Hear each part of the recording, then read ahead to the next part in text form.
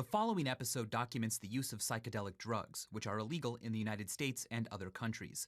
While valuable scientific data may be obtained in controlled studies, we do not advocate the use of these substances.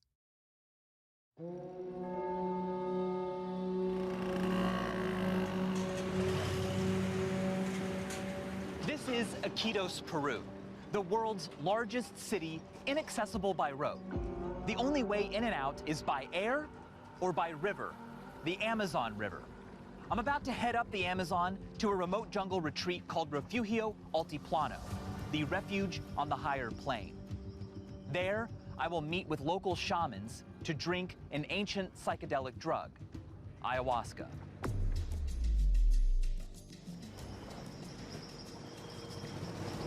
Ayahuasca contains dimethyltryptamine, DMT, a molecule shaped very similar to serotonin, a neurotransmitter in our brains. Ingesting ayahuasca and flooding the brain with DMT leads to what many describe as spiritual experiences, strong, vivid visions, a sense of oneness with the universe, even a sense of oneself dying.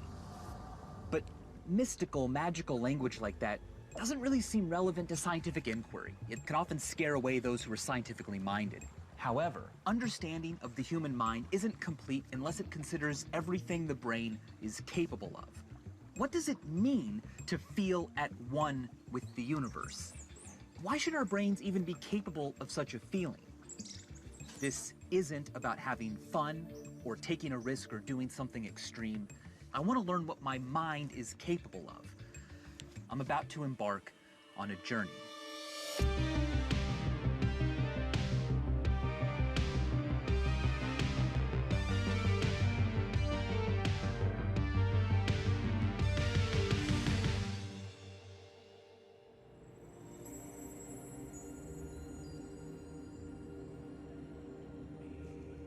Psychedelics are chemicals that are structurally similar to neurotransmitters already used by our brains. When we ingest them, they bind to receptors and alter cognition and perception in ways we're still trying to understand. When many people think of psychedelics, they think about people challenging societal norms and recreational thrill seekers. But that only attends to a particularly narrow slice of human history and culture. Fossil records, cave drawings, and archaeological digs have all provided evidence that humans have been using psychedelic compounds for thousands of years. And by used, I don't just mean in the stereotypical trip-out sense. For instance, among the indigenous peoples of the Amazon rainforest, psychedelics were, and in many places still are, a normal, common, and totally mainstream experience. As a member of these groups, believing psychedelics can heal, give visions of the future, and connect you with deities is not some weird or new age idea, it's the way things are. But when psychedelics became associated with certain counterculture movements, the United States banned research on them in 1970. Most other countries followed suit shortly afterwards. From then on, testing on humans was essentially gone. But recently, restrictions have begun to loosen up, and a few researchers have started to investigate these substances in what some have described as a psychedelic renaissance.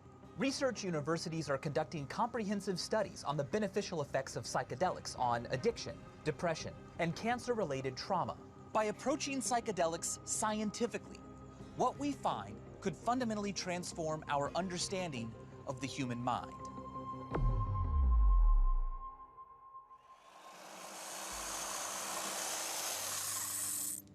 When I go to Peru, I will be accompanied by Dr. Robin Carhart Harris, one of the first British researchers in over 40 years to investigate the effects of psychedelics on the human mind. He and his colleagues have found that psychedelics don't increase brain activity, as previously thought. Instead, they decrease activity in certain areas. And the greater the decrease, the greater the reported feelings of what is called ego dissolution, or ego death. Your ego is your self-identity.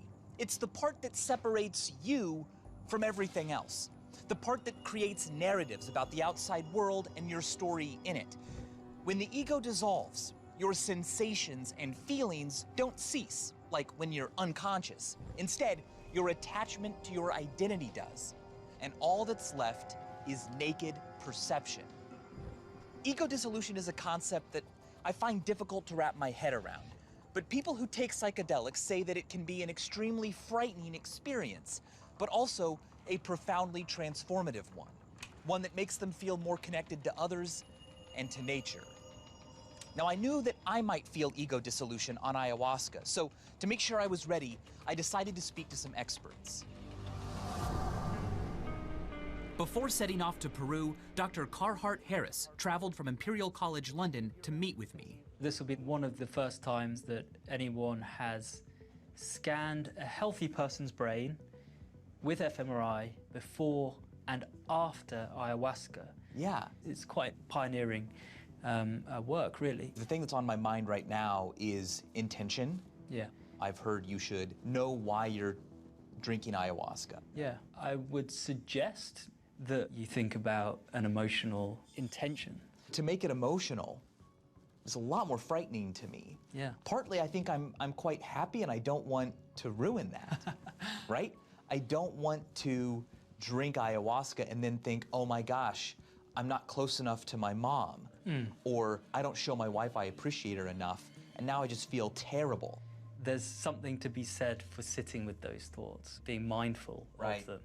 And in so doing, they become less of a threat. You look them in the eye, and all of a sudden, they reveal things to you, and their scariness seems to dissipate. I hope I can embrace that while I'm surrounded by people who are all filming me, you know? Yeah. The most important thing is that intention to go in. You dive in and through. You don't resist. You don't resist. Yeah, I think that'll really be important while I'm on the trip. Robin has arranged for me to have a number of scientific tests in order to measure brain activity, behavioral differences, and physiological changes to my brain. Today we are scanning Michael's brain with functional magnetic resonance imaging, or fMRI. This allows us to see the whole brain and how different parts connect and talk to one another. This way we can compare how Michael's brain may change before his experience with ayahuasca to after the ayahuasca experience. I expect to see that one network of the brain that relates to introspection will become more strongly connected after the ayahuasca.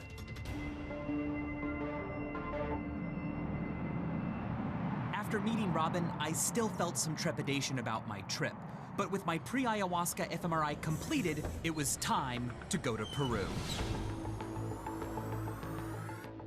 The trip to the Refugio Altiplano retreat involved a flight to Lima, Peru, a second flight to Iquitos, Peru, followed by a 90-minute boat ride up the Amazon River.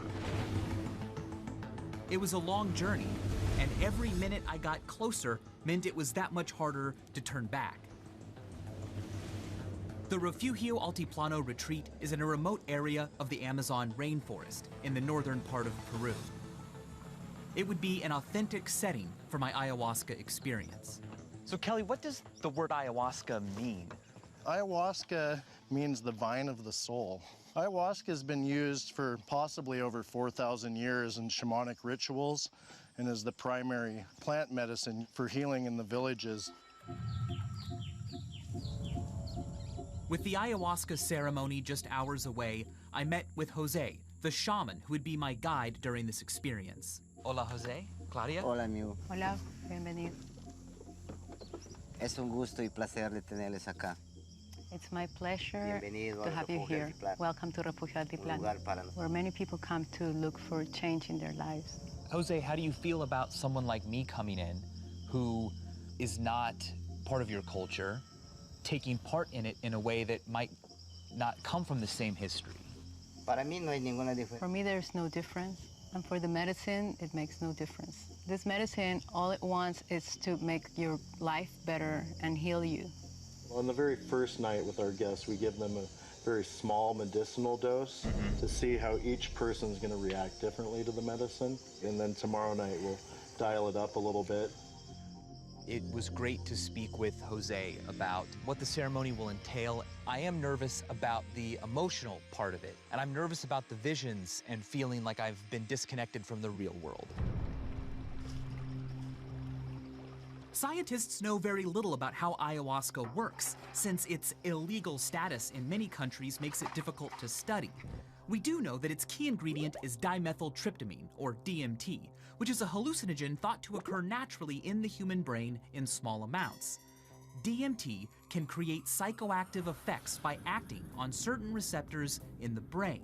But normally, DMT is broken down rapidly by enzymes in the brain. However, ayahuasca is actually a brew made from two plants. One contains DMT, and the second contains a chemical inhibitor that blocks our body's ability to break down DMT, allowing the effects to last for hours. Dr. Carhart Harris gave me a series of tests to compare how I changed during this experience. Given that we're in Peru, we're in the jungle, and you're drinking ayahuasca, it has authenticity that perhaps sometimes you lose when you give psychedelics in the laboratory environment. Yep. Because we're going to be doing this after you drink ayahuasca, we need a control condition. So what I'm going to do now is I'll ask you a short list of questions about your journey here. And I want you to rate how you feel about these questions on a scale here. We have 0 to 9. 9 will be strongly agree, and 0 will be strongly disagree. So I learned more from my journey here to this retreat center about how past events have influenced my present behavior. 2. I got ideas during 2. 5. 6. With different psychedelic drugs to ayahuasca, like LSD and psilocybin, also DMT, we've found some quite consistent changes in brain activity. We've seen that the brain activity is richer and more varied. Of course, we can't wheel an MRI scanner up into the jungle, so the EEG setup that we have is pretty much the best possibility that we have to do this. According to Jose, this flower bath would protect me from bad spirits during the ceremony. Muy frío. I didn't believe in such things, but I was glad to do it because it was a symbol of Jose's good intentions.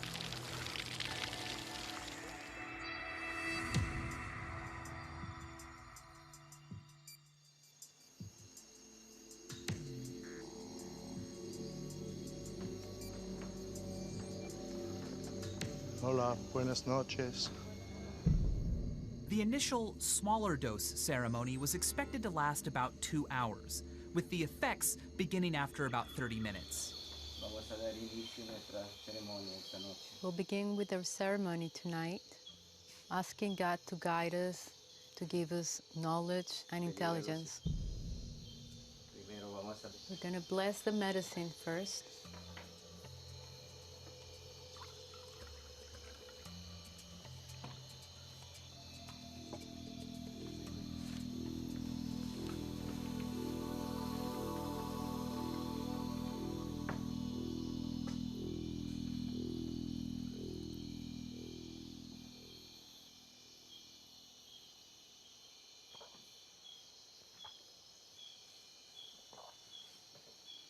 The ayahuasca tasted earthy. Maybe also a bit like fennel or something. It's hard to say. I'd never tasted anything like it. After swallowing it all, my heart started racing. It was the most nervous I would be all night. DMT from the ayahuasca was flowing into my blood and brain. There was no going back.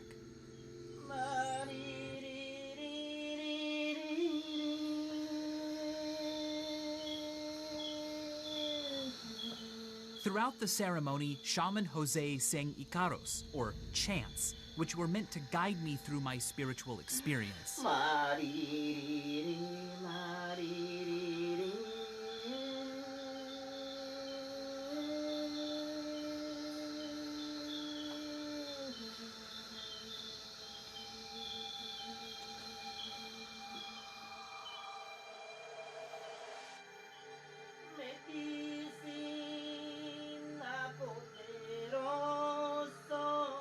The initial dose was meant to gently introduce me to ayahuasca.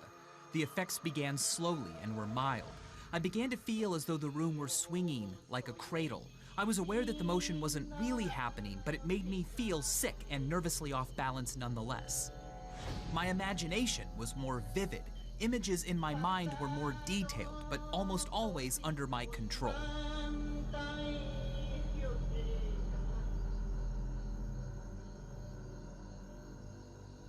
The ceremony ends when the shaman lights a candle. I was comforted by this because it was a sign that the effects would only be weakening from here. Thank you, Jose. I think there were two moments where I actually was like surprised by something that I saw. One was like a very vivid, like bamboo that had been cut so that it was at a slant. And I remember going, wow, where did that come from? But as soon as I did, it was gone. One of the effects of ayahuasca is to kind of create a sort of chaos in the cortex. That can lead to dreamlike visions. The second time I was like, oh yeah, nature. And like, do I feel more at one with everything? And I imagined trees, but only in this ring. And then all of a sudden they came really close and they were all right here in my head. But I was like, I did not think that. I didn't intend for that to happen. I think a good comparison for what I felt last night, if you, in a sober state of mind, just imagine something, like think of a pink elephant. Okay, now an image probably popped into your mind, but not like a super detailed one. If I asked you a specific question, like how many wrinkles are on its trunk, you'd have to probably imagine it again and then like basically fill in that detail. But under the effects of ayahuasca, those details were already in these imagined images. They seemed only as real as an imagined image, as a daydream, but they came with more detail. And a few times, I'd say maybe 3 or 4 times, things appeared that I did not feel like I had put there. But as soon as I was aware of that, they disappeared. I'd like to look at the stars. Yeah, let's do that.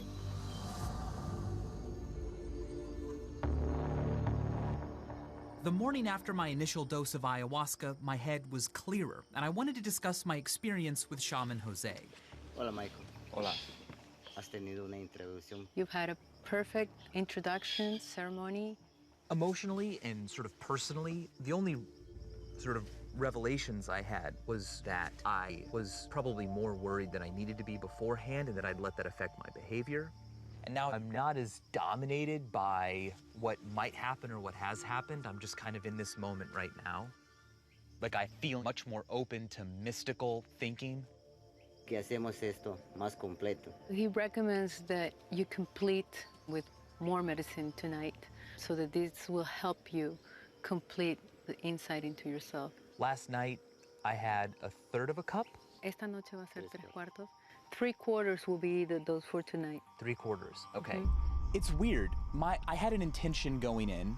I experienced this as a very interesting scientific endeavor, but I'm fascinated by how I want it to have meaning. I feel like I didn't hit that oneness yet. Tonight might be different. Michael's getting the high dose tonight, and the experience is very likely to differ quite substantially from the dose that he had last night. I'm interested in personal development.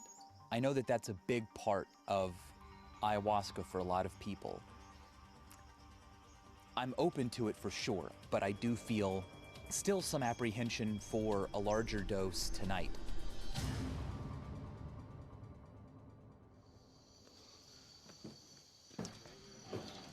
Hey, Michael, I'm here to pick you up for ceremony.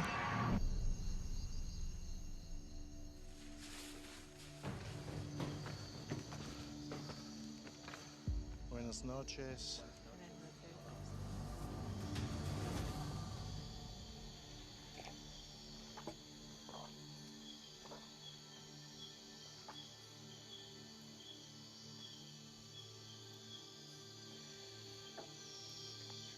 The higher dose ceremony was expected to last 4 hours with stronger and more vivid hallucinations.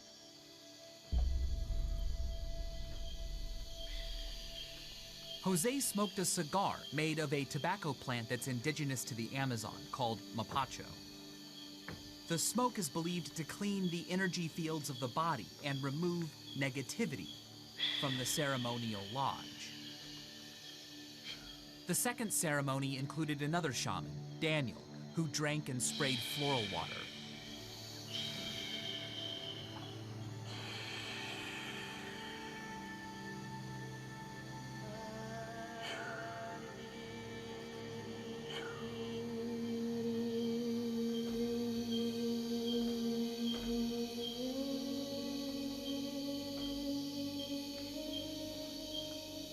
I started to see these very geometric, bright squares, like stacked like Aztec pyramids, moving, and I was traveling down through these, like repeating kind of, you know, fractaled images of everything. I mean, too many things to really describe. Music notes and colors and shapes and squares.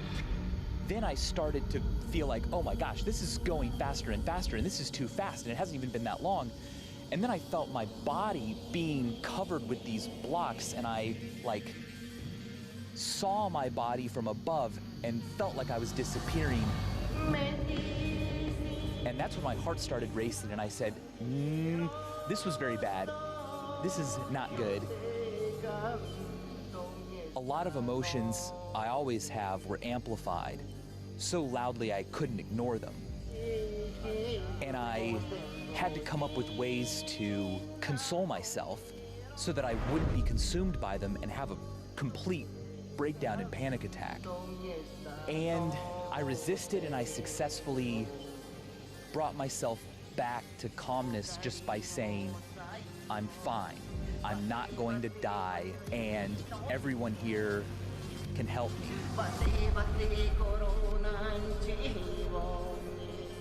The visions were really, really vivid. They didn't feel like they were under my control. It really felt like they were just there.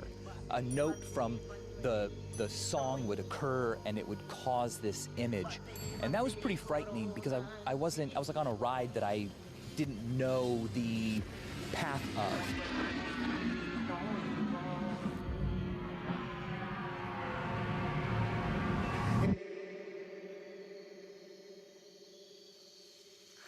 Robin? Yep. I can do the EEG now. Yeah, sure. I spent a lot of the ceremony being anxious about having to do these tests with Robin. I don't know how to deal with the lights coming back on and Robin talking to me and asking me questions, but the more I concentrated on why I feel anxious, the more I realized it was just about me. It was about how I felt. But then I said, I'm here to do a show. We're filming this. Robin wants this data. Everyone will be happier if I do it. So I'll just tell Robin I'll try my best. And that gave me the courage to do it. So being less selfish basically saved me from panic attack. Each time I read an item, if you could give me a number according to how you see yourself at this moment, okay? I see myself right now as extroverted, enthusiastic. 1. Okay. This is a big change for Michael. Usually he's very extroverted, and on his pre-ayahuasca answer, he gave a higher number. Extroverted, enthusiastic. 5. But now I'm seeing signs of withdrawal and introversion from him. I see myself right now as critical, quarrelsome.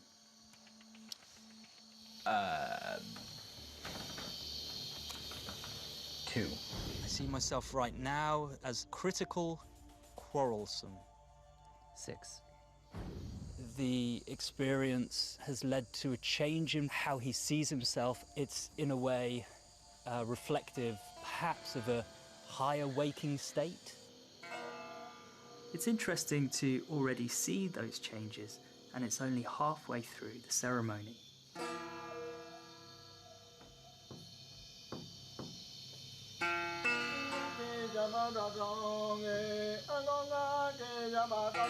Shaman Daniel sang in Shipibo, an indigenous language spoken by only 5,000 people in the world. I'd always been frustrated by the difficulty people have explaining what it feels like to have a psychedelic experience. And now I know why. It's a different state of mind, And trying to describe it is like trying to describe anger to someone who has never felt it, or what colors are like to a blind person.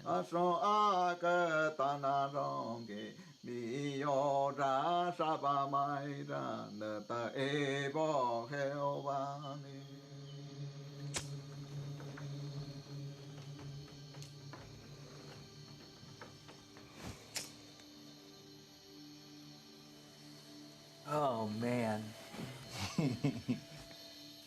I'd say about 5 minutes into that first song, I really panicked. My heart rate picked up, and I actually touched my chest to make sure it wasn't beating as fast as I thought it was. But at that moment, I may have left my body or something near it before I stopped. I was very scared that I was disappearing.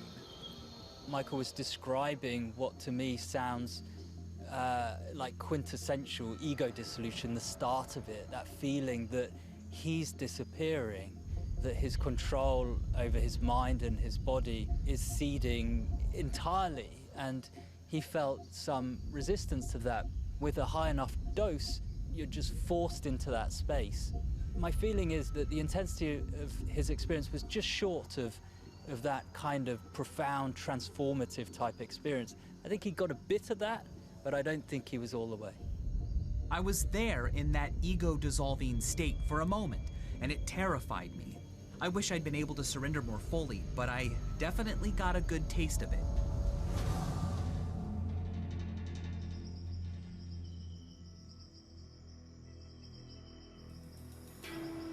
So the dosage last night was much higher.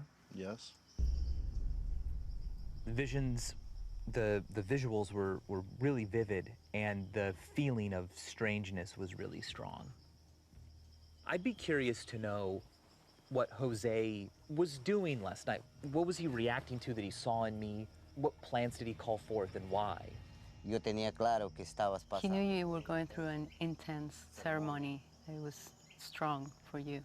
Pero yo estaba But contento. he said he was very happy because he knew this was going to have a positive ending for you. I'm really interested in what the lessons were. I felt so small and so humble. But honestly, I liked it. I wasn't afraid of it. I was glad to be reminded that I'm weak.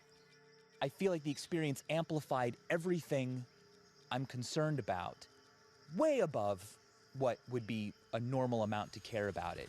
But that made my fear and anxiety big enough that I could actually relax them. The question is, will I remember to apply that, or will this kind of stay in the jungle? Before leaving Peru, I completed one last round of tests with Robin. Now place this on your head. In order to gather data after my higher dose of ayahuasca. Thank you so much. Thank you. I can't wait to see you back in LA and see what other thoughts you've had with these tests. Being here in the jungle is more organic. Because of that, I feel that I've collected data that's going to tell us something important and meaningful about how psychedelics and ayahuasca specifically work on the mind and the brain.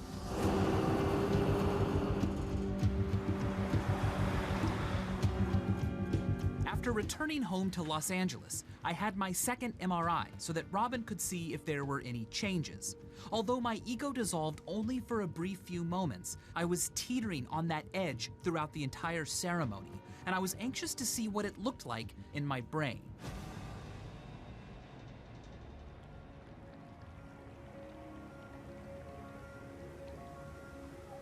Robin, welcome to my home. Thank you for coming back. I can't wait to see what results you got. Yeah. How did ayahuasca affect my brain? Okay, so we found something quite interesting. We found that your brain activity became more complex, more diverse, more rich, more varied under the ayahuasca than at baseline. What does it mean to have more complex brain activity in terms of how I experience things? I think we can understand it in terms of the richness of your imagination, of your ideas, trains of thought can be more varied, more changeable, more dynamic. I definitely experienced that. Yeah. All right, you looked not just at my brain through the surface, but you went deep inside. Yeah. What did you notice there? You looked at a particular brain network called a default mode network that seems to relate to our sense of self or ego. We've seen in other studies that during a psychedelic experience, that network is dramatically compromised. It shows a kind of disintegration, and actually that process relates quite strongly to people's ego dissolution. And yet after the experience, the network comes back as a kind of reset or a kind of rebooting of the network. And what we found in your brain after ayahuasca, as predicted, was that your brain reset. The network became more cohesive, more integrated, more strongly connected within itself. Wow. Yeah, you know, afterwards I really did feel much more preoccupied with my identity and my past, my future. Yeah. You asked me a lot of questions before and after about my insight into experiences. Yeah. How did those compare? Well, actually, we saw something really nice in those data. So your ratings of insight for the journey, the lower dose, and then the higher dose with ayahuasca, and what we saw was that there was a graded increase in your levels of insight. So your score at baseline was 27. After the low dose experience, it was 39. After the high dose ceremony, it was 49. Yeah, I definitely felt the larger the ayahuasca dose, the more I considered and learned about myself. Yeah. Well, Robin, I'm glad that we were able to do such a, you know, in the environment type study. So thank you for coming all the way out to Peru with me. I really appreciate it, and I hope that I helped. Yeah, it's been a great experience, and I've learned a lot. As I look back on it now, I feel like my experience with ayahuasca was one of resistance. Instead of surrendering myself to its effects, I dipped in and then got scared. And I told myself, it'll be all right, I'm not going to die. But I should have just gone in and through. That said, I learned a lot about how to control anxiety, that relinquishing control and selfishness can make it vanish. But perhaps in doing so, I lost the chance to experience my mind operating without the controls and dampening I'm so used to, that I'm more comfortable with. Scientists like Robin have managed to break through tight legal restrictions surrounding these substances and have begun to find out what they can teach us about the mind. Their findings so far are just the beginning of our understanding of these powerful compounds, which shows us how much we have yet to learn about the mind and brain. And as always, thanks for watching.